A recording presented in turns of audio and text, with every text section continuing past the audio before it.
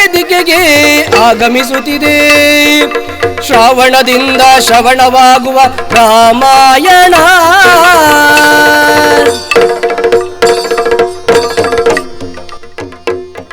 ಇದು ತಾಳಮದ್ದಳೆ ಪರಂಪರೆಯ ಮಹಾಸಾಗರ. ಗತಿಯಾದ ಭೂಮಿಯಲ್ಲಿ ಇತಿಹಾಸವಿದು, ಯುಗಾಂತರ ಕಾವ್ಯವಿದು.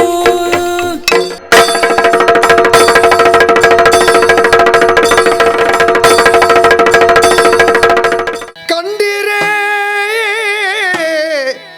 ನೀವು ಕಂಡಿರೇ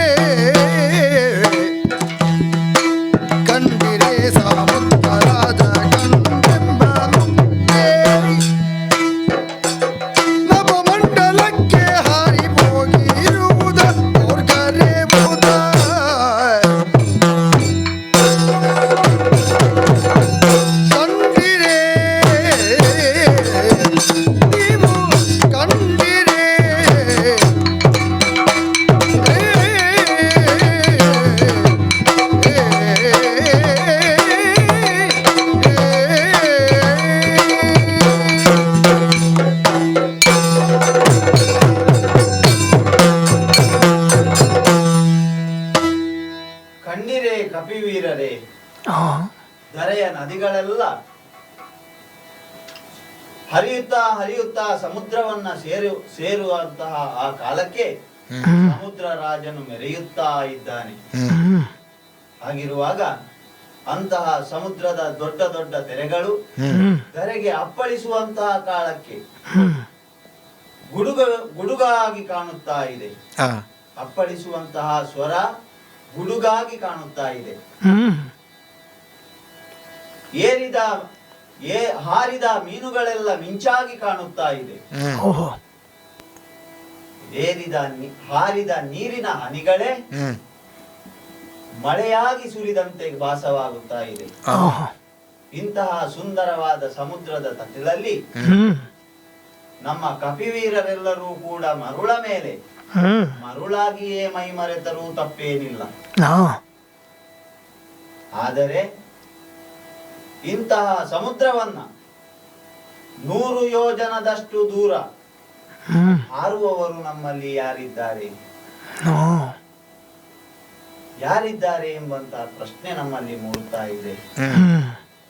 ಹಾಗಿದ್ರೆ ಲಂಕೆಯನ್ನ ತಲುಪುವುದಕ್ಕೆ 100 ಯೋಜನದಷ್ಟು ಹಾರುವಂತಹ ನಮ್ಮಲ್ಲಿರುವಂತಹ ಕಪಿವೀರರಲ್ಲಿ ಯಾರು ಯೋಗ್ಯರು ಎಂಬಂತಹ ಪ್ರಶ್ನೆ ನಮ್ಮಲ್ಲಿ ಮೂಡುತ್ತಾ ಇದೆ. ಹಾರವಿದು ಸರದಿಯೊಂದರೆ ನಿಮಿಷದೊಳಗೆ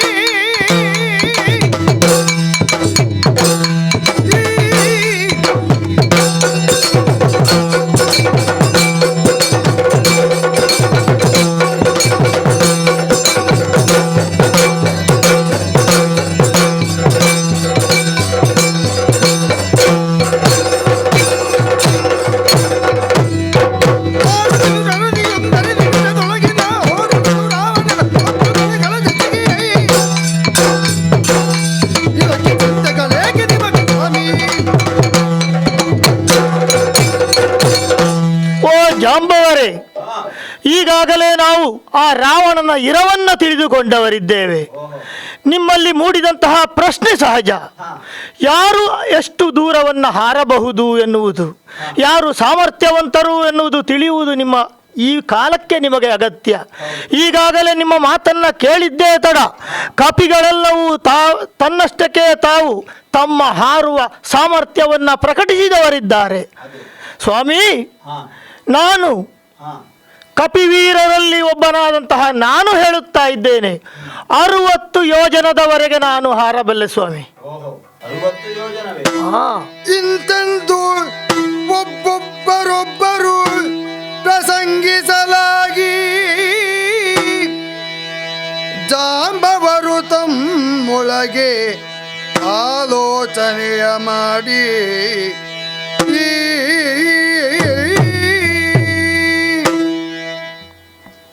ಕಪಿವೀರರೆಲ್ಲರೂ ಕೂಡ ಅವರವರ ಅಭಿಪ್ರಾಯವನ್ನ ವ್ಯಕ್ತಪಡಿಸಿದವರಿದ್ದಾರೆ. ತಾರ, ಗಯ ಮೊದಲಾದ ಕಪಿವೀರರೆಲ್ಲರೂ ಕೂಡ 60 ಯೋಜನ, 80 ಯೋಜನ, 90 ಯೋಜನ, ಹಾಗೆ 100 ಯೋಜನವನ್ನು ಹಾರುವವರು ನಮ್ಮಲ್ಲಿ ಇದ್ದಾರೆ. ಅಂಗದನೂ 100 ಯೋಜನದಷ್ಟು ಹಾರಬಲ್ಲ. ಆದರೆ 100 ಯೋಜನ ಲಂಕೆಯನ್ನ ತಲುಪಿದರೆ ಅವನಿಗೆ ಮತ್ತೆ ಇಲ್ಲಿ ಬಂದು ಹಿಂತಿರುಗಿ ಬರುವುದಕ್ಕೆ ಕಷ್ಟ ಸಾಧ್ಯ. ಹಾಗೆ ಕಪಿವೀರರೆಲ್ಲರ ಉತ್ಸಾಹವನ್ನ ಕಂಡಂತಹ ಕಾಲಕ್ಕೆ ನಾನೂ ಒಂದೊಮ್ಮೆಲೆ ಉತ್ಸಾಹ ಭರಿತನಾದೆ. ಆದರೆ ಈ ಕಾಲಘಟ್ಟಕ್ಕೆ ನನ್ನ ಕಾಯ ಕುಂದಿ ಹೋಗಿದೆ. ಯಾಕೆ ಬಂದಿರಾ? ಯಾಕೆ? ಹಿಂದೊಮ್ಮೆ ಬಲಿಚಕ್ರವರ್ತಿ ಮಾಡುವಂತಹ ಯಾಗದಲ್ಲಿ ವಾಮನ ಅವತಾರಿಯಾಗಿ ಬಂದಂತಹ ವಿಷ್ಣುವು ಆ ದಾನವನ್ನ ಕೇಳಿಕೊಂಡಾಗ ದಾನವನ್ನ ಸ್ವೀಕರಿಸತಕ್ಕಂತಹ ಕಾಲಕ್ಕೆ ವಾಮನನಾಗಿದ್ದ ಭಗವಂತನು ತ್ರಿವಿಕ್ರಮನಾಗಿ ಮೆರೆದ. ಹಾಗೆ 3 ರೀತಿಯ ದಾನಗಳನ್ನ ಸ್ವೀಕರಿಸುವ ಕಾಲಕ್ಕೆ ತ್ರಿವಿಕ್ರಮನಾಗಿ ಬೆಳೆದಂತಹ ಕಾಲಕ್ಕೆ ನಾನು ಕೂಡ 21 ಬಾರಿ ಪ್ರದಕ್ಷಿಣೆಯನ್ನ ಬಂದವನಿದ್ದೇನೆ. ಹಾಗಂತ ಸಮುದ್ರದ ಉಲ್ಲಂಘನೆ ಮಾಡುವುದಕ್ಕೆ ನನಗೆ ಅಸಾಧ್ಯವೇನೂ ಅಲ್ಲ. ಆದರೂ ಈ ದೇಹದ ಕಾಯ ಹಾಗೂ ದೇಹದಲ್ಲಿ ಬಲವಿದ್ರೂ ಮನಸ್ಸಿನ ಕಾಯವು ಕುಂದಿ ಹೋಗಿದೆ. ಆ ಕಾರಣದಿಂದಲಾಗಿ ನಮ್ಮಲ್ಲಿ ಯಾರು ಶ್ರೇಷ್ಠರು, ಹಾಗಿದ್ರೆ ಈ ಸೀತಾ ಅನ್ವೇಷಣೆಯ ಕಾರ್ಯದಲ್ಲಿ ತೊಡಗುವುದಕ್ಕೆ ಯೋಗ್ಯರಾದವರು ಯಾರಿದ್ದಾರೆ ಅಂತ ಯೋಚಿಸಿದ್ರೆ ದೂರದಲ್ಲಿ ಒಬ್ಬ ಕುಳಿತಿದ್ದಾನಲ್ಲ, ಹನುಮ, ಕಲಿ ಹನುಮ. ನೀನೇ ಕಲಿ ಹನುಮ,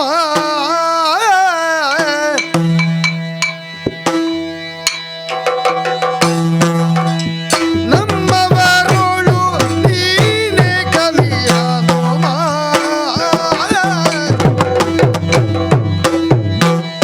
ನೀನೇ ಕಲಿಯು ನಮ್ಮ ವಾನರರೊಳಗೆಲ್ಲ, ನೀನೇ ಕಲಿಯು ನಮ್ಮ ವಾನರರೊಳಗೆಲ್ಲ, ಆನಂದದಿಂದ ಸಾಗರವ ಲಂಘಿಸುವುದಕ್ಕೆ ನೀನೇ ಕಲಿ ಹನುಮ.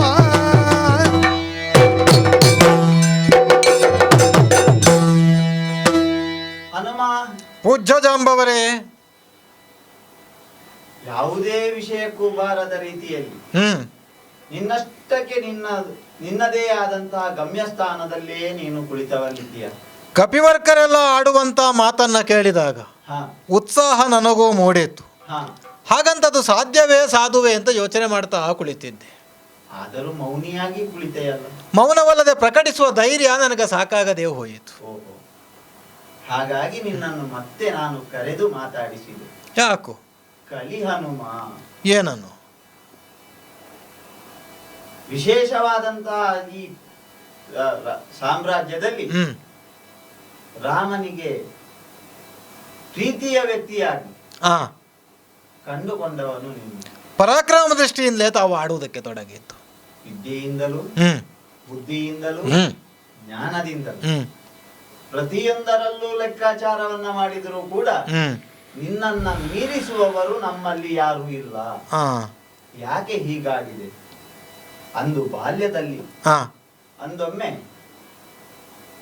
ಹಣ್ಣೆಂದು ಭಾವಿಸಿ ಗಗನಕ್ಕೆ ಹಾರಿ ಸೂರ್ಯದೇವನನ್ನೇ ತಿಂದು ಬಿಡುವ ಅಂತ ಯೋಚನೆ ಮಾಡಿದವರು. ಆ ಕಾಲಕ್ಕೆ ಇಂದ್ರನ ವಜ್ರ ಆಯುಧದಿಂದ ನಿನ್ನನ್ನು ಘಾತಿಸಿದನಂತೆ. ಹನುಮಂತನೇ ಆದೆ. ಹನುಮಂತನೂ ಆದೆ. ಆ ವಜ್ರದ ಘಾತಿಯು ನಿನ್ನನ್ನ ವಜ್ರಕಾಯನನ್ನಾಗಿ ಮಾಡಿಸಿ. ಹೌದಪ್ಪ, ಅನೇಕ ವರಗಳು ಲಭ್ಯವಾದದ್ದೇ ಅಲ್ಲಿಂದ. ವಾಯುದೇವನು ಕುಪಿತನಾದ, ವಾಯು ವೇಗವನ್ನೂ ಅನುಗ್ರಹಿಸಿದ. ಹ್ಮ್ ಬ್ರಹ್ಮದೇವನು ಬಂದರು, ಹ್ಮ್ ಸಂತಾಪವನ್ನು ವ್ಯಕ್ತಪಡಿಸಿ ಹ್ಮ್ ನೀನು ಚಿರಂಜೀವಿಯಾಗು ಎಂದು ನಿನ್ನನ್ನು ಕರುಣಿಸಿ. ಹೌದು. ಹೀಗಾಗಿ ಹ್ಮ್ ಸೂರ್ಯದೇವನಿಂದಲೇ ಹ್ಮ್ ಬೇಕಾದ ಜ್ಞಾನವನ್ನು ಕೂಡ ನೀನು ಪಡೆದವನು. ಹ್ಮ್ ಹಾಗಿರುವಾಗ ಬುದ್ಧಿರು, ಬಲ, ಹ್ಮ್ ಯಶೋ, ಹ್ಮ್ ಧೈರ್ಯ, ಆಹಾ. ವಾಕ್ಪಟುತ್ವ ಹ್ಮ್ ಎಲ್ಲವನ್ನೂ ಕೂಡ ಸಾಧಿಸಿದವನು ನೀನು. ಹ್ಮ್ ಅಷ್ಟು ಮಾತ್ರವಲ್ಲ, ಹಾ ಭಾರಕ್ಕೆ ಬಾರದಂತೆ ಭೂಮಿಗೆ ಭೂಮಿಯ ಅಷ್ಟು ಭಾರ, ಹ್ಮ್ ಅಗ್ನಿಯ ಜ್ವಾಲೆಯ ಪ್ರಭೆಗೆ ಸರಿಯಾದ ಪ್ರಭೆ, ಹ್ಮ್ ವಾಯುವಿನಂತಹ ಹಗುರತೆ, ಹ್ಮ್ ಹಾಗೆ ಗಾಳಿಯಂತೆ ತೆಳುವಾಗಿಯೂ ನೀನು ಬದಲಾಯಿಸಬಲ್ಲೆ. ಆ ಅಣುವಿಗೆ ಅಣುವಾಗಿಯೂ ಹ್ಮ್ ಬೃಹತ್ತಿಗೆ ಬೃಹತ್ತಾಗಿಯೂ ಹಾ ಯಾವುದೇ ಕಾರ್ಯದಲ್ಲೂ ಕಾರ್ಯ ಸಾಧನೆಯನ್ನ ಮಾಡುವಂತಹ ಸಾಮರ್ಥ್ಯವನ್ನ ಹ್ಮ್ ನೀನು ಪಡೆದುಕೊಂಡಿರುವೆ. ಆಹಾ. ಆ ಕಾರಣದಿಂದಲೇ ನಾನು ಹೇಳುತ್ತಾ ಇದ್ದೇನೆ, ಏನನ್ನು?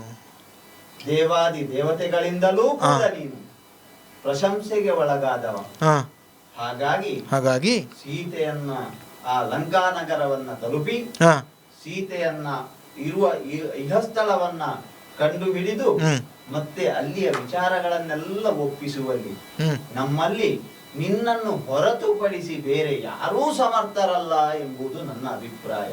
ಜಾಂಬವರೇ, ಹಾ ನನ್ನ ಸಾಮರ್ಥ್ಯ ಏನು ಅನ್ನುವುದನ್ನು ನೀವು ನನಗೆ ಮನವರಿಕೆ ಮಾಡಿದರೆ, ಹಾ ಇದು ಸಾಧಿತವಾಗಬೇಕು ಎನ್ನುವ ಅಪೇಕ್ಷೆ ನನ್ನ ಮನದಾಳದಲ್ಲೇ ಇದ್ದರೂ ಕೂಡ ಹಾ ತಮ್ಮಂತಹ ಹಿರಿಯರು ಆಡಿದಾಗ ಹಾ ಒಂದು ರೀತಿಯ ಬಲ ಬಂತು, ಧೈರ್ಯ ಬಂತು. ಹಾಗಾದರೆ ನಾನು ಆ ಕಡೆಗೆ ಸಾಗಬೇಕು ಅಂತಲೋ ತಾವು ಆಡೋದು. ಶ್ರೀರಾಮಚಂದ್ರಮನಿಗೆ ಪ್ರಿಯವಾದಂತ ವ್ಯಕ್ತಿಯು ನೀನೇ ಆದ್ದರಿಂದ ಹಾ. ಆ ಕಾರ್ಯ ನಿನ್ನಲ್ಲೇ ನಡೆಯುವುದಕ್ಕೆ ಸಾಧ್ಯ ಉಂಟು. ಅದಕ್ಕೆ ನೀನೇ ಆಗಬೇಕು, ನೀನೇ ನಡೆಯಬೇಕು ಎಂಬುದೇ ನನ್ನ ಅಭಿಪ್ರಾಯ. ನಿಮ್ಮ ನುಡಿಯನ್ನೇ ಆಲಿಸಿ ನಾನು ಅದಕ್ಕೆ ಸಿದ್ಧನಾಗುವುದಾದ್ರೆ ಎಂದ ಜಾಂಬವರ ನುಡಿ ಕೇತು ಒಪ್ಪಿರಿವುದ ಇದು ಸಕಾಲವಲ್ಲವೇ? ಅಜನಂದನಗೆ ಕೈ ಮುಗಿವುದ ನಮಸ್ಕರಿಸಿದ ಸ್ವಾಮಿ. ಕ್ಷಣವೇ ತರಳಿದ ಮಹೇಂದ್ರ ಪರ್ವತ ಏರಿ ನಾ ದೆಸೆಯ ನೋಡಿದನು ಸಿಂಧು ಬೋರ್ ಗಡಿಸುತ್ತಿಹುದ.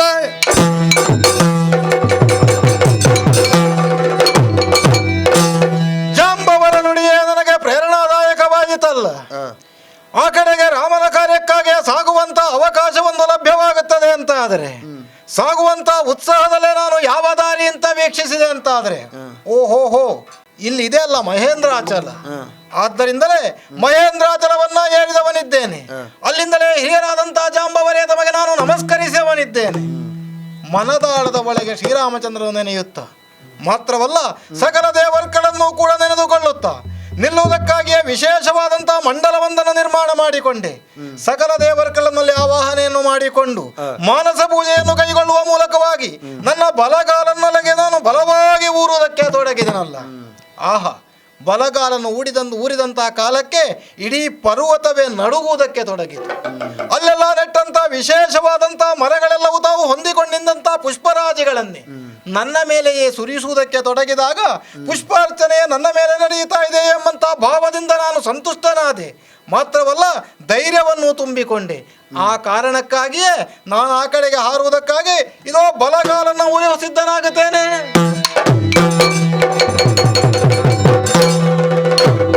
ಹಾರಿದನು ಲಂಕೆಯನ್ನು ಬಿಟ್ಟೇಳೂರು ಯೋಜನ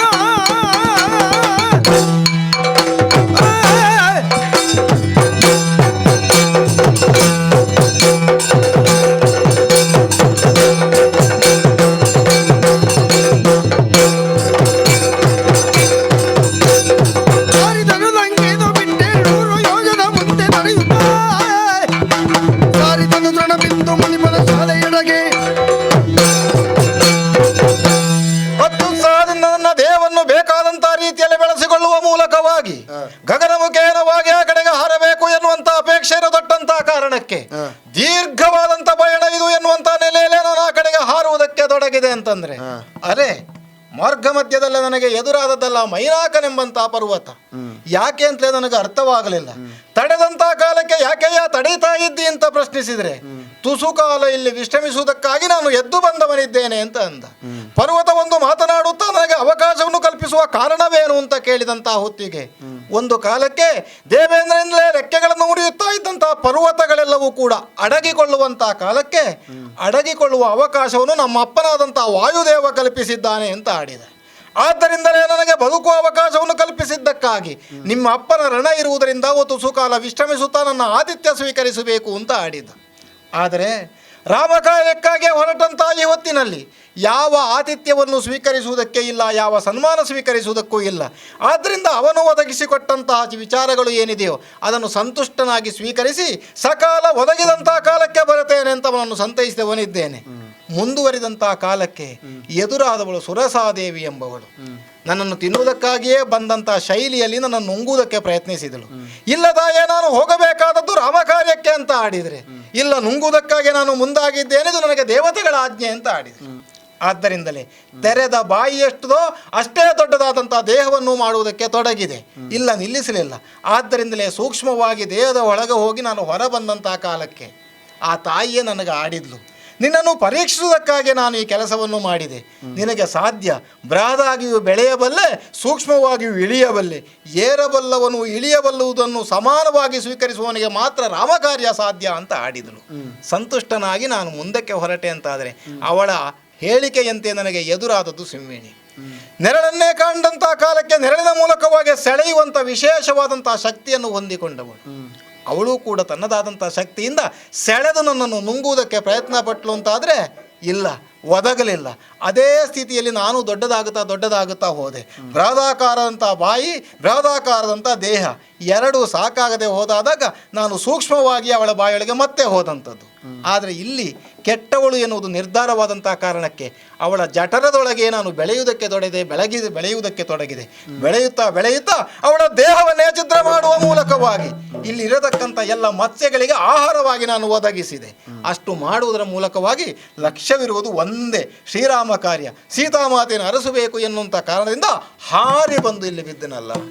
ಬಂದು ಬಿದ್ದೆ, ತಲುಪಿದ ಜಾಗ ಲಂಕಾಪಟ್ಟಣವೆಂತ ವಿಶೇಷವಾದಂತಹ ಪಟ್ಟಣವೊಂದು ಇದೆ ಎನ್ನುವುದನ್ನು ಅರಿತಂತ ನಾನು ಆ ಪಟ್ಟಣವನ್ನು ನೋಡುವಂತಹ ಕುತೂಹಲದಲ್ಲಿ ಬಂದೆ ಅಂತಾದರೆ ಪಟ್ಟಣದ ಕುರುಹುಗಳೇ ಇಲ್ಲ. ಹಾಗಾದರೆ ಏನು ಅಂತಲೇ ಅರ್ಥವಾಗುವುದಿಲ್ಲ. ಇದೆಲ್ಲವನ್ನು ನೋಡಿದರೆ ಒಂದು ಕಾಡು ಮಾತ್ರ ಕಾಣಿಸ್ತಾ ಇದೆ, ಮೌನವಾಗಿರತಕ್ಕಂಥ ಪ್ರದೇಶ, ಯಾವ ವ್ಯಕ್ತಿಗಳೂ ಇಲ್ಲಿ ಇಲ್ಲ. ಆದರೆ ಯಾವ ವ್ಯಕ್ತಿಗಳು ಇಲ್ಲದೇ ಇದ್ರೂ ಕೂಡ ಒಂದು ಸಂಸ್ಕಾರ ಭರಿತವಾದಂಥ ಪ್ರದೇಶದಂತೆ ಕಾಣುತ್ತದೆ. ಬಂದದ್ದು ನಾನು ವೇಗ ಕಡಿಮೆಯಾಯಿತೋ, ಲಂಕಾಪಟ್ಟಣಕ್ಕೆ ತಲುಪಲಿಲ್ವೋ, ಅಲ್ಲ ನಾನು ಹೆಚ್ಚಾದ ಗಮನವನ್ನು ಮಾಡಿದನು. ಉಭಯವು ನನಗೆ ಅರ್ಥವಾಗುವುದಿಲ್ಲ. ಯಾರಲ್ಲಿ ಕೇಳೋಣ ಅಂತ ನೋಡಿದರೆ ಓಹೋ ದೂರದಲ್ಲೊಂದು ಆಶ್ರಮ ಕಾಣುತ್ತಾ ಇದೆ. ಆಶ್ರಮ ಇದೆ ಅಂತಂದ್ರೆ ಸಾತ್ವಿಕವಾದಂಥ ವ್ಯಕ್ತಿತ್ವವನ್ನು ಹೊಂದಿಕೊಂಡಂಥ ಒಬ್ಬ ವ್ಯಕ್ತಿ ಇರಬಹುದಲ್ಲ. ಅಲ್ಲಿ ಮೌನವಾಗಿರುವ ಒಬ್ಬ ಮುನಿ ಇದ್ದಾರೆ. ಆದರೆ ನನ್ನ ಅಪೇಕ್ಷೆಯನ್ನು ಈಡೇರಿಸಬಹುದು, ಮೌನ ಮುರಿಯಬಹುದು ಅಂತ ಕಾಣುತ್ತದೆ. ಆದ್ದರಿಂದ ಆ ಕಡೆಗೆ ನೋಡ್ತೇನೆ, ಆ ಕಡೆಗೆ ಮಾತಾಡ್ತೇನೆ. B. Devdas Ganpati Pai Enterprises. All kinds of quality and attractive material available at one place. Biggest showroom in Mangalore city. Admired by public at large. The showroom of your choice. B. Devdas Ganpati Pai Enterprises. Near New Chitra Talkies, Mangalore.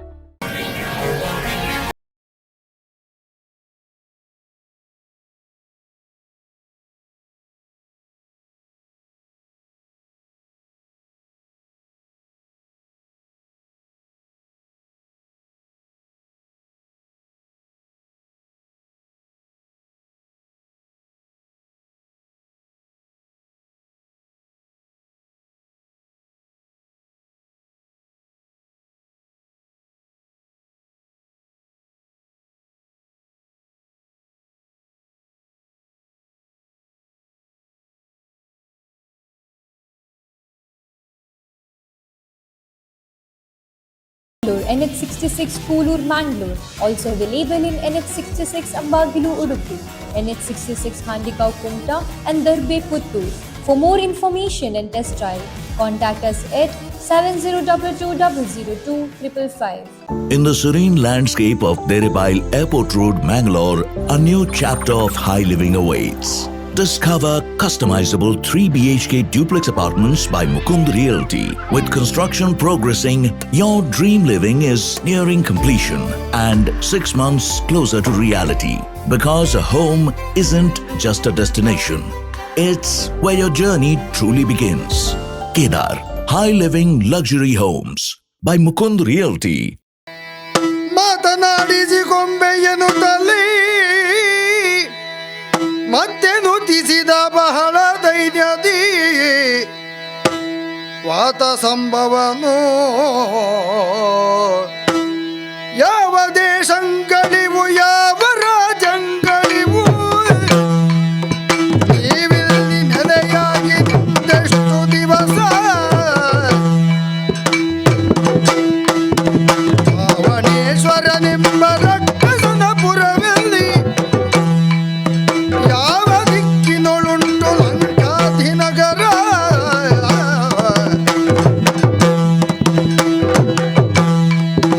ಯಾವ ದೇಶಂಗಳಿವು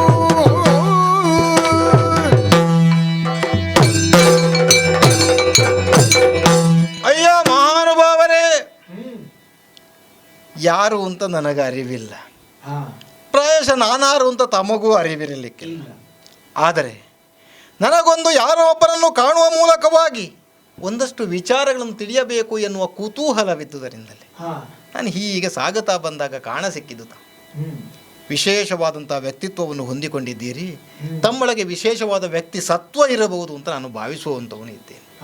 ಸ್ವಾಮಿ, ಇಲ್ಲಿಯವರೆಗೆ ನಾನು ನಿಮ್ಮನ್ನು ಕಂಡವನಲ್ಲ. ಒಂದು ಆಶ್ರಮವಾಸಿಗಳಾಗಿ ಮೌನವಾಗಿದ್ದುಕೊಂಡು ತಪಸ್ಸನ್ನು ಆಚರಿಸುತ್ತಾ ಅರ್ಥಪೂರ್ಣವಾಗಿ ಮುನಿಗಳೇ ಆಗಿದ್ದೀರಿ.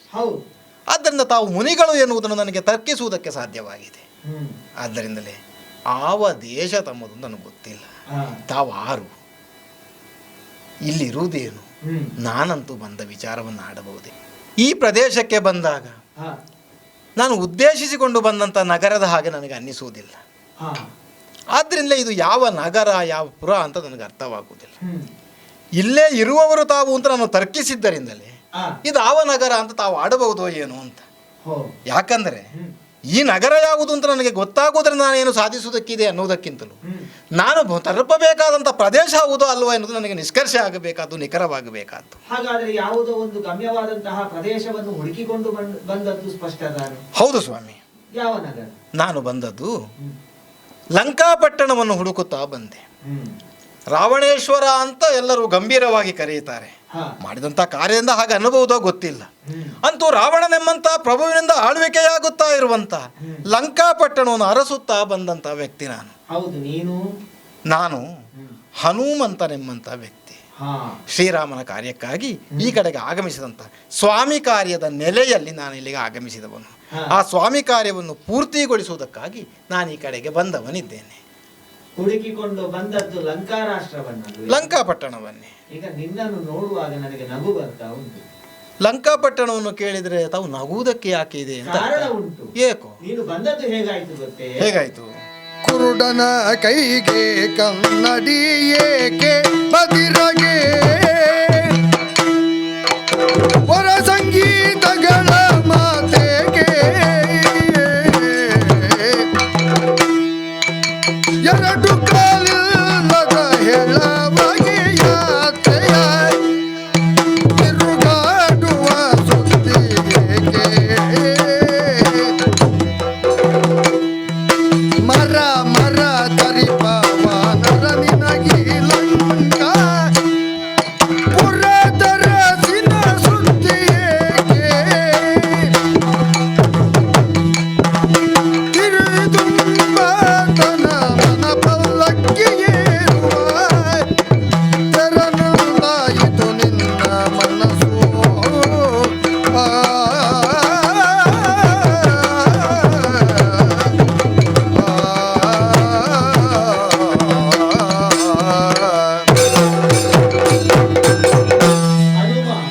ಸ್ವಾಮಿ, ಆತ್ಮವನ್ನು ಪರಮಾತ್ಮನೊಂದಿಗೆ ಅನುಸಂಧಾನವನ್ನು ಮಾಡುವುದರ ಮೂಲಕವಾಗಿ ತಪಸ್ಸನ್ನಾಚರಿಸುವಂತಹ ತೃಣಬಿಂದು ಮಹರ್ಷಿ ನಾನು. ತೃಣಬಿಂದು ಅಂತ ತಮ್ಮ ಹೆಸರು? ಹೌದು. ಆಗಲಪ್ಪ, ಇಷ್ಟರ ತನಕ ಇಲ್ಲಿಗೆ ಯಾರು ಬಂದವರಿಲ್ಲ. ಯಾರು ಬರಲಿಲ್ಲ. ಇಲ್ಲ. ನೀನು ಈಗ ಬಂದಿದ್ದೀಯ. ಬಂದು ಲಂಕಾರಾಷ್ಟ್ರಕ್ಕೆ ಹೋಗುವನು ತಪ್ಪಿ ಬಂದದ್ದು ಎಂಬುದಾಗಿ ಹೇಳುತ್ತಾ ಇದ್ದೀಯ. ನನ್ನ ಲಕ್ಷ್ಯವಿರುವುದು ಲಂಕಾಪಟ್ಟಣವೇ ಅಲ್ವೇ? ಅದಕ್ಕಾಗಿಯೇ ನನಗೆ ನಗು ಬರುವುದು ಎಂಬುದಾಗಿ ಹೇಳಿದ್ದು. ಲಂಕಾಪಟ್ಟಣ ಅಂದಾಗ ನಗುವುದಕ್ಕೆ ಯಾಕಿದೆ ಅಂತ ಅರ್ಥ ಆಗಲಿಲ್ಲ. ಯಾಕೆ ಬಲ್ಲೆಯ? ಯಾಕೆ? ವಿಚಾರವನ್ನು ಸ್ಪಷ್ಟಪಡಿಸುತ್ತೇನೆ, ಕೇಳು. ಕುರುಡನಿಗೆ ಕನ್ನಡಿ ಅವಶ್ಯಕತೆ ಉಂಟೆ? ಇಲ್ಲ, ಕಣ್ಣು ಕಾಣಿಸಿದವ ಕನ್ನಡಿ ಹಿಡ್ಕೊಂಡ್ರೇನು ಕಲ್ಲು ಹಿಡ್ಕೊಂಡ್ರೇನು ಅಂತ ಪ್ರಶ್ನೆ ಆಗೋದಿಲ್ವೇ? ಅಲ್ವೇ? ಹಾ. ಕಿವುಡನೊಬ್ಬನಿಗೆ ಹ್ಮ್ ಸುಂದರವಾದಂತಹ ಸಂಗೀತವನ್ನು ಹಾಡಿದ್ರೆ ಹ್ಮ್ ಅವನು ಅದನ್ನು ಕೇಳುವುದಕ್ಕೆ ಸಾಧ್ಯ ಉಂಟೆ? ನಿಷ್ಪ್ರಯೋಜಕ ಅಂತ ಅರ್ಥ. ಮತ್ತೆ ಎರಡು ಕಾಲುಗಳಿಲ್ಲದಂತಹ ಹೆಳವನೊಬ್ಬ ಹ್ಮ್ ನಾನು ಯಾತ್ರೆಯನ್ನು ಮಾಡಬೇಕು ಎಂಬುದಾಗಿ ಬಯಸಿದ್ರೆ ಹ್ಮ್ ಅದು ಸಾಧ್ಯ ಉಂಟೆ? ಅಸಾಧ್ಯ ಅಂತ ತಾವಾಡುವುದು. ಅಲ್ವೇ? ಹ್ಮ್ ನನಗೆ ಯಾಕೆ ಹೀಗೆ ಅನ್ನಿಸಿತು? ಈ 3 ಉದಾಹರಣೆಗಳು ಈ ಹೊತ್ತಿನಲ್ಲಿ ಎಷ್ಟು ಪ್ರಸ್ತುತ ಅಂತ ನನಗೆ ಅರ್ಥ ಆಗಲಿಲ್ಲ. ಒಂದು ಮರದಿಂದ ಇನ್ನೊಂದು ಮರಕ್ಕೆ ಹಾರುವಂತಹ ಮರ್ಕಟ ನೀನಲ್ವೇ? ಸ್ವಭಾವ ನಮ್ಮದದುವೆ. ಅಲ್ವೇ? ಹ್ಮ್ ಹಾಗಿರುವಂತಹ ಮರ್ಕಟನಿಗೆ ಹಾ ಲಂಕಾ ರಾಷ್ಟ್ರದಲ್ಲಿರುವಂತಹ ರಾವಣನನ್ನು ಕಾಣಬೇಕು ಎಂಬಂತಹ ಹಾ ಮನದ ಇಂಗಿತವನ್ನು ನೀನು ಹೇಳುತ್ತಾ ಇದ್ದೀಯ. ಹೌದೌದು. ಅದಕ್ಕಾಗಿಯೇ ನನಗೆ ಆಶ್ಚರ್ಯವಾದದ್ದು. ಹ್ಮ್ ಸಾಮಾನ್ಯವಾಗಿ ಅಲ್ಲಿಗೆ ಯಾರಿಂದಲೂ ಹೋಗ್ಲಿಕ್ಕೆ ಸಾಧ್ಯ ಇಲ್ಲ. ಲಂಕಾ ಪಟ್ಟಣಕ್ಕೆ ಹೋಗಲಿಕ್ಕೆ ಸಾಧ್ಯ ಇಲ್ಲ. ಸಾಧ್ಯವೇ ಇಲ್ಲ. ಯಾಕೆ ಬಲ್ಲೆ? ಯಾಕೆ? ಅಲ್ಲಿ 7 ಸುತ್ತಿನ ಕೋಟೆ ಕಣಿವೆ ಚಂದಗಳು.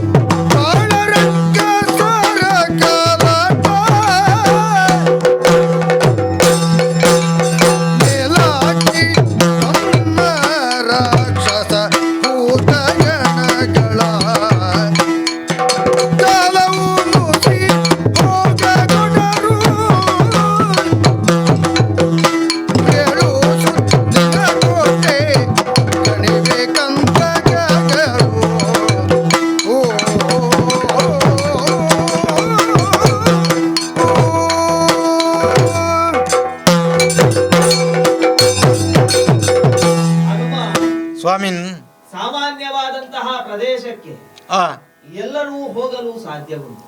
ಹಾಗಿದ್ರೆ ಇದು ಅಸಾಮಾನ್ಯ ಅಂತ ತಾವು ಆಡಿದಾಗ ಅನ್ನಿಸ್ತದೆ. ಹೌದು. ಹ್ಮ್ ಯಾಕೆ ಬಲ್ಲೆಯ? ಯಾಕೆ? ಲಂಕಾ ರಾಷ್ಟ್ರವನ್ನು ನೀನು ಒಳ ಹೊಕ್ಕಬೇಕು ಅಂತ ಆದ್ರೆ ಕಣಿವೆಗಳನ್ನು ದಾಟಬೇಕು, ಕಂದಕಗಳನ್ನು ದಾಟಬೇಕು. ಅಷ್ಟು ಮಾತ್ರವಲ್ಲ, 7 ಸುತ್ತಿನ ಕೋಟೆಯನ್ನು ನಿರ್ಮಿಸಿದ್ದಾನೆ. 1 ಕೋಟೆಗಳಲ್ಲ, 7 ಕೋಟೆಗಳಿವೆ. ಹೌದು. ಭೂತ, ಪ್ರೇತ, ಬೇತಾಳ, ರಾಕ್ಷಸ ಗಣಗಳಿಂದ ಕೂಡಿದಂತಹ ಸುತ್ತಿನ ಕೋಟೆಯೂ ಕೂಡ ಉಂಟು. ಸಾಮಾನ್ಯವಾದವನು ಅದನ್ನು ದಾಟಿ ಮುಂದುವರೆಯಲು ಸಾಧ್ಯವೇ ಇಲ್ಲ. ಯಾಕೆ ಹೇಳು? ಒಂದು ಸೊಳ್ಳೆಯೂ ಕೂಡ ಅದನ್ನು ದಾಟಲು ಸಾಧ್ಯವಿಲ್ಲ. ಅಂತಹ ಒಂದು ಕೋಟೆಯನ್ನು ನೀನು ಪ್ರವೇಶ ಮಾಡಿ ಹೋಗುತ್ತಿ ಅಂತ ಹೇಳುವಾಗ ನನಗೆ ನಗು ಬಂದದ್ದು. ಅದಕ್ಕಾಗಿ ನಾನು ನಿನ್ನ ಒಳ್ಳೆಯದಕ್ಕಾಗಿ ಒಂದು ವಿಚಾರವನ್ನು ಹೇಳುತ್ತಾ ಇದ್ದೇನೆ. ಏನು? ಅಲ್ಲಿಗೆ ಹೋಗಿ ನೀನು ನಿನ್ನ ಪ್ರಾಣವನ್ನು ಕಳೆದುಕೊಳ್ಳುವುದಕ್ಕಿಂತ ನೀನು ಇಲ್ಲಿಂದಲೇ ಹಿಂತಿರುಗಿ ಹೋಗಯ್ಯ. ನಿನ್ನಿಂದ ಆಗುವುದಿಲ್ಲ, ನಿನ್ನ ಜೀವವನ್ನು ನೀನು ಕಳೆದುಕೊಳ್ಳುತ್ತಿ. ಈಗ ಕುಂಟ ಕುರುಡ ಅಂತ ತಾವು ಉದಾಹರಣೆ ಆಡಿದ್ದು. ಹೌದು. ಅಸಾಧ್ಯ ಮತ್ತು ಇದು ಅಸಾಧು ಎನ್ನುವಂತ ನೆಲೆಯಲ್ಲಿ ನನಗೆ ಹೋಗ್ಲಿಕ್ಕೆ ಸಾಧ್ಯ ಇಲ್ಲ ಅಂತ ತಾವು ಆಡಿದ ಹಾಗೆ ಇದೆ.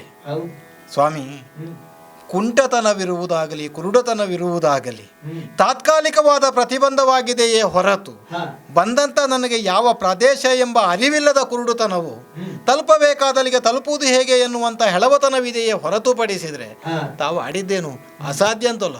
ಮುನಿರಾಯ ಆಲಿಸ್ತೀರ ಒಂದನ್ನು? ಮುನಿರಾಯ ಕೇಳಯ್ಯ ಇಂದು ಮುದಾದರು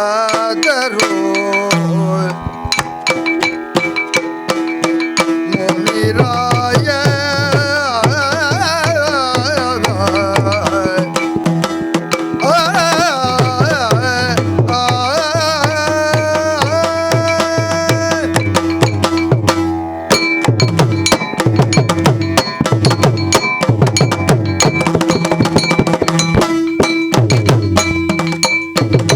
ಮುನಿರಾಯ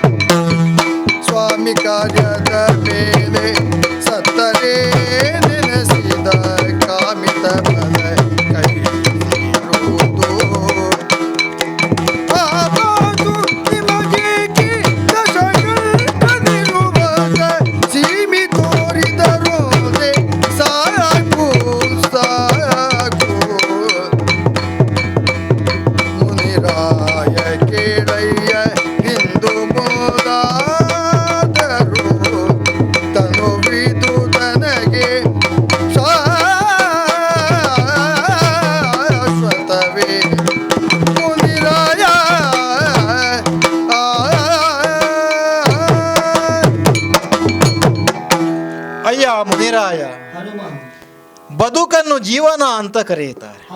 ಜೀವನ ಎನ್ನುವುದಕ್ಕೆ ಹರಿಯುವ ನೀರು, ಪ್ರವಾಹ ಅಂತ ಒಂದು ಅರ್ಥವಿದೆ.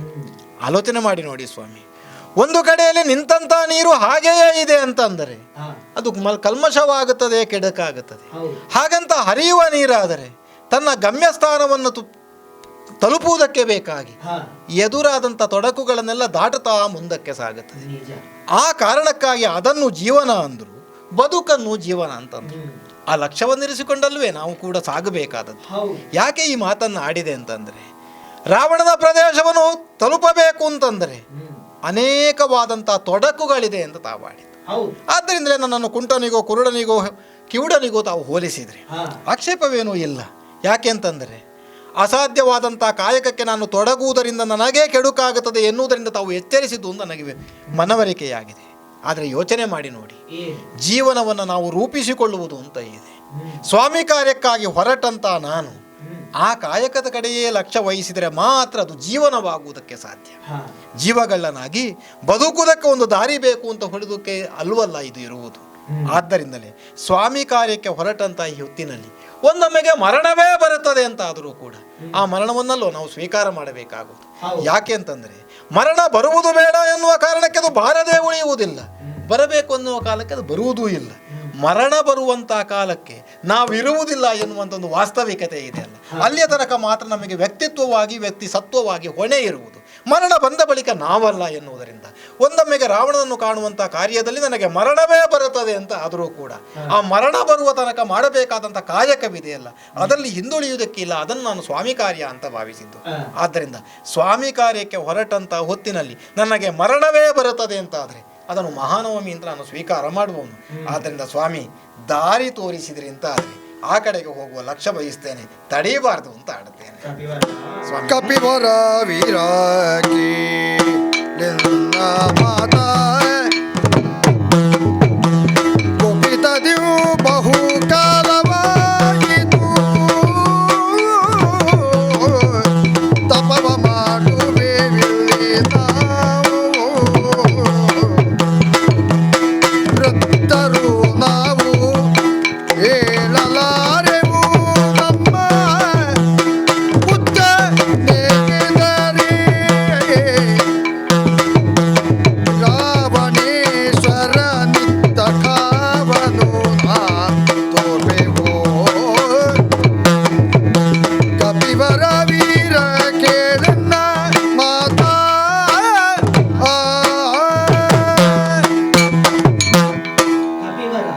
ಮುನಿವರ.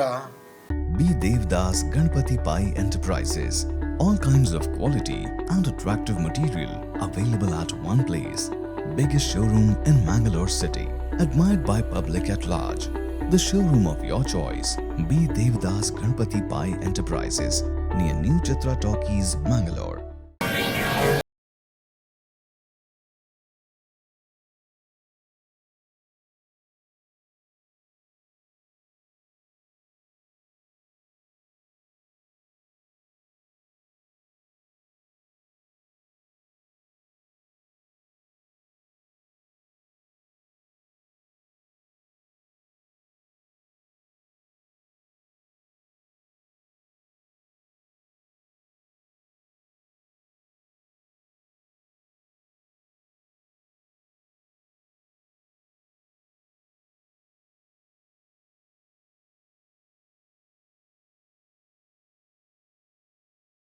Mangalore, NH66 Koolur, Mangalore. Also available in NH66 Ambagilu, Udupi, NH66 Handikau, Kumta and Darbe, Puttur.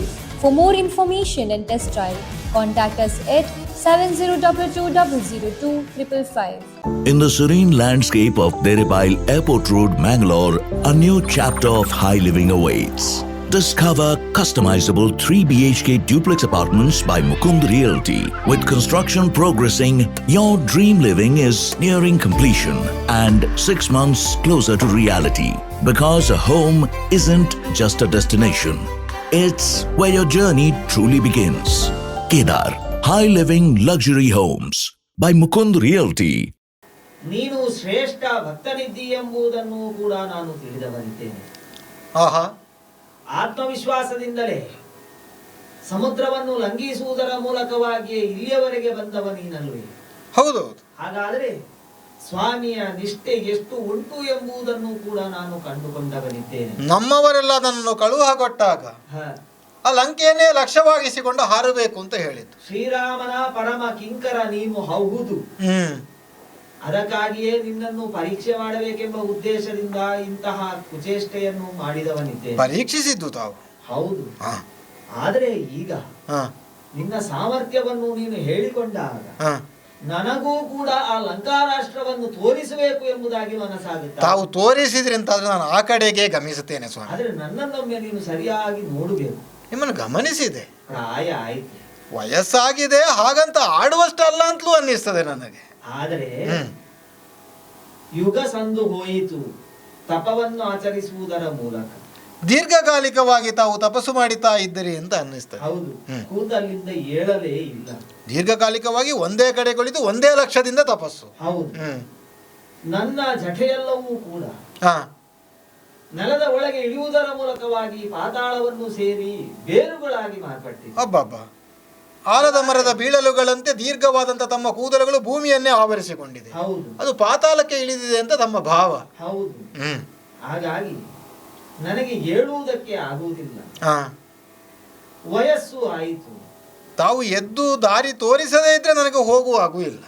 ನಿನಗೆ ಆ ವಿಶ್ವಾಸ ಸಾಮರ್ಥ್ಯ ಉಂಟು ಎಂಬುದನ್ನು ನಾನು ತಿಳಿದಿದ್ದೇನೆ. ಯಾವುದು? ಹಾಗಾಗಿ ನೀನು ನನ್ನನ್ನು ಎತ್ತಿ ಹಿಡಿದ ನಾನು ಸಮುದ್ರದೆಡೆಗೆ ನೋಡ್ತೇನೆ.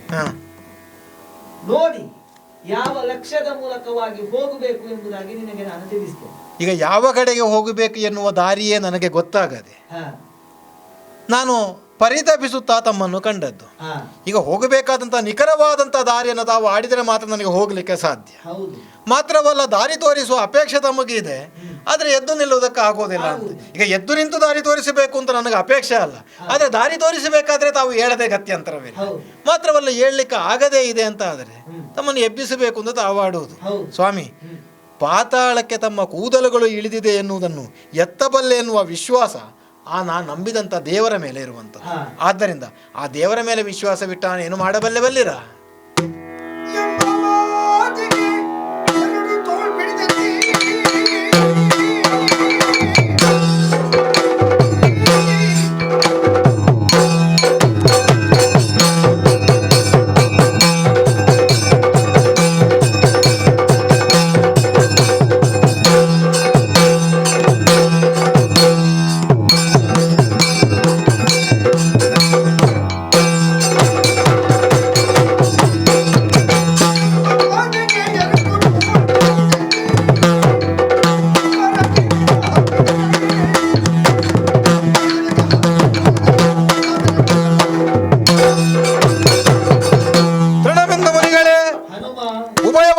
ಬಲಿಷ್ಠವಾದ ನನ್ನ ಬಾಹುಗಳು ಅಂತ ನಮ್ಮವರೆಲ್ಲ ಆಡುವುದಕ್ಕಿದೆ.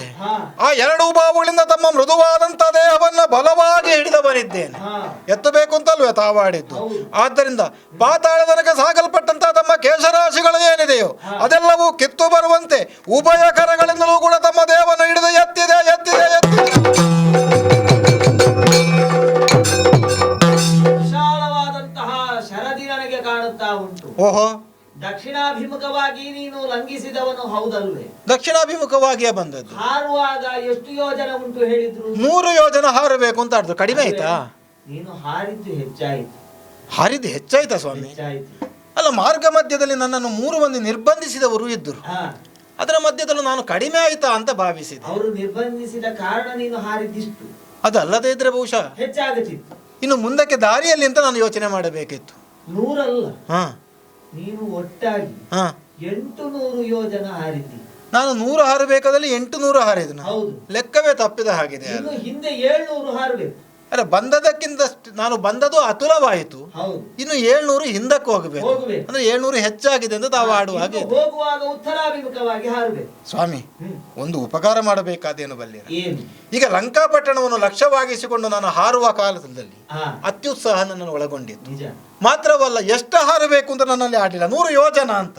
ಈ 100 ಯೋಜನವನ್ನು ಮೊದಲ ಬಾರಿಗೆ ಹಾರುವುದರಿಂದ ನನ್ನ ಉತ್ಸಾಹವನ್ನೆಲ್ಲ ಮೈಗೂಡಿಸಿಕೊಂಡು ದೇವರ ಕಾರ್ಯ ಅಂತ ನಾನು ಹಾರಿದ್ದೆ. ಆದ್ರೆ ಈಗ ಇನ್ನೊಂದು ಸಾರಿ ಹಾಗಾದ್ರೆ ಈ ಮಾರ್ಗ ಮಧ್ಯದಲ್ಲಿ ತಾವು ಸಿಕ್ಕಿದ್ರಿ ದಕ್ಷಿಣಾಭಿಮುಖವಾಗಿ ಬಂದಾಗ. ಈಗ ಮರಳಿ ನಾನು ಉತ್ತರಾಭಿಮುಖವಾಗಿ ಹಾರುವ ಕಾಲಕ್ಕೆ ಮರಳಿ ನಾನು ಋಷ್ಯಮುಖಕ್ಕೆ ಹಾರುವ ಹಾಗೂ ಇಲ್ಲ, ಅಥವಾ ನಾನು ಮಹೇಂದ್ರಾಚಲಕ್ಕೆ ಬಂದಂಥ ಜಾಗಕ್ಕೂ ಹೋಗುವಂಥ ಸ್ಥಿತಿ ನಿರ್ಮಾಣವಾಗಬಾರದು.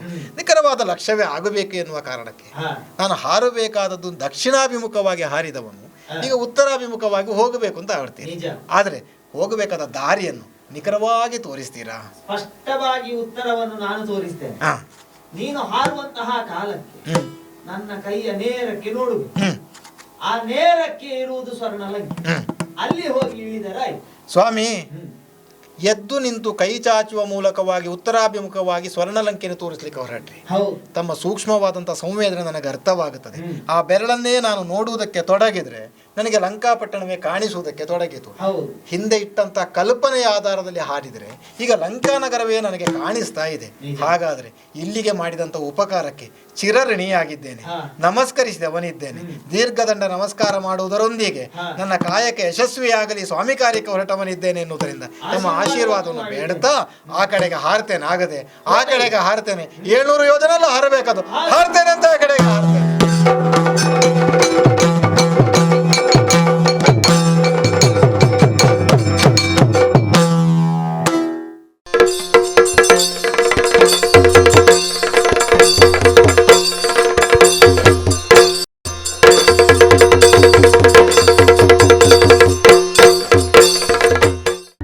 Devdas Ganpati Pai Enterprises. All kinds of quality and attractive material available at one place.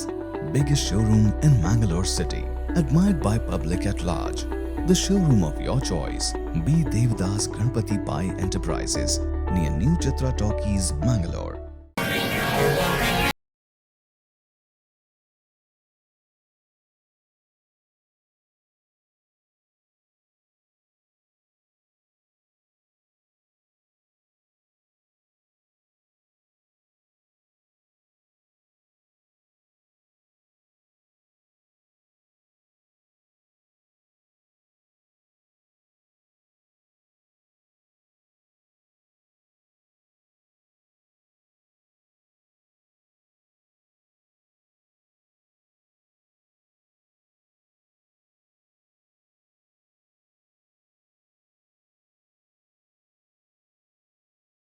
Renault Mangalore, NH66 Koolur Mangalore, also available in NH66 Ambagilu Udupi, NH66 Handikau Kumta and Darbe Puttur.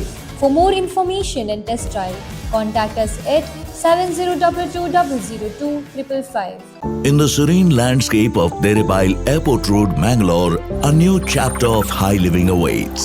Discover customizable 3 BHK duplex apartments by Mukund Realty. With construction progressing, your dream living is nearing completion and 6 months closer to reality.